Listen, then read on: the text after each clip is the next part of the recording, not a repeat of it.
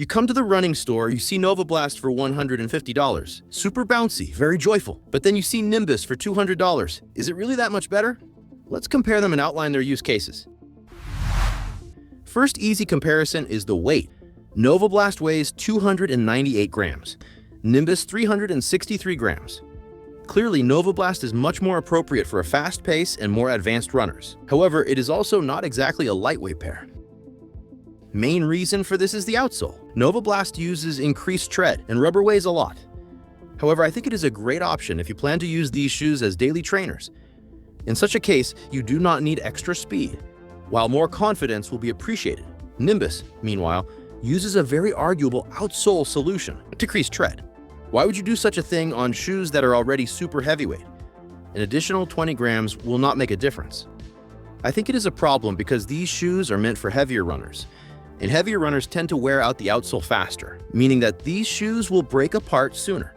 Anyhow, we will get to durability in a minute. Meanwhile, that is their grip rating. Next is cushioning. Both shoes are outstanding here, although they use different approaches. Novablast is extremely soft. You almost feel like you're on a pillow. It's a joyful feeling. However, I'm more a fan of the Nimbus approach, increased stack height of stiff foam. Yes, it's not as fun, but it does the same job. Even 100 kilograms runners will appreciate it. So, both shoes get maximum points for cushioning, and your choice comes down to other factors. First key difference is bounce. Novablast is damn good at it. These shoes feel like they're injected with springs. The increased softness gives all the energy back to you and you propel forward. This is better for fast running, but also comes with some issues. We'll cover those in a minute. Nimbus foam, on the other hand, is as bouncy as a rock. You hardly feel any rebound in these shoes. To be honest, I'm more of a fan of this option because it helps focus on running form during training, but most of you probably won't find it appealing. Please consider these ratings carefully before making your purchase. The second big difference is stability. Novablast's softness is a big issue here.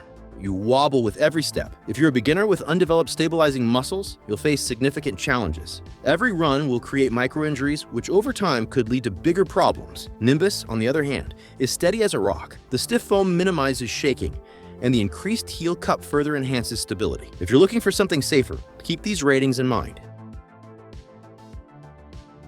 Next thing I want to cover is lockdown. I think both shoes are lacking here. Novablast uses a stiff heel counter and additional reinforcements on the mesh in front. However, the middle part is missing extra tools to properly secure the foot, especially considering the bouncy foam. You need to be well connected to it. Nimbus also features a solid heel counter and extra reinforcements on the mesh in front. Middle part is a bit more solid, but still not enough. These shoes are made for big runners who create enormous pressure, so you need more elements to secure lockdown. Even though you see a rating 4, in this case, it is not really sufficient for such shoes.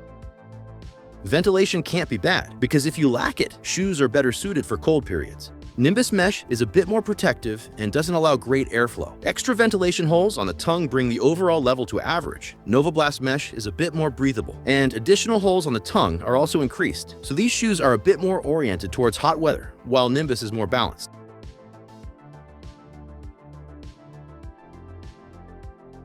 Comfort is a combination of the above-mentioned factors and additional elements. Nimbus features a special interior design. Extra pads on the heel collar secure a really good fit and a soft feeling. On top of that, the deep heel cup and second layer of soft mesh make these shoes really comfortable. However, I also have some suggestions, but I'll talk about those in the next video. Novablast also has extra padding, but it's not as thick or efficient. Plus, the wobbling mentioned earlier makes these shoes rather unpleasant for daily wear, and as a result, they get the following ratings. Transition, which stands for running efficiency, is rather arguable in both shoes. Neither features a plate to improve liftoff. However, Novablast's flexibility helps make every step a bit more speed-oriented. You still need to spend a lot of energy controlling, rather than accelerating, so it's not the best choice for racing. Nimbus, meanwhile, is absolutely dull. The foam is stiff, and you don't have any rock. Again, in the next review, you'll see some better examples. So these are the ratings both shoes get for this aspect. Finally, durability. First of all, this is my prediction, and I could be completely wrong. Novablast will likely lose their bounce features quite soon because such soft foams can't maintain them for long. Of course, you can still keep using them for thousands of kilometers. Nimbus, on the other hand, can't lose the bounce because it doesn't have any. However, if these shoes are used by heavier runners, as intended, the outsole will wear off pretty quickly. So, when I give these ratings, I'm considering bigger runners for Nimbus. If you're lightweight, it's a different story. Let's talk about usage recommendations. Novablast is amazing for daily training. They're bouncy, cushioned, and breathable. The increased tread is not an issue since we're training and not trying to set any records. However, they should only be used by experienced runners with well-developed stability muscles. Beginners should stay away from them. Also, these shoes are not for race day, since the increased weight will limit your results.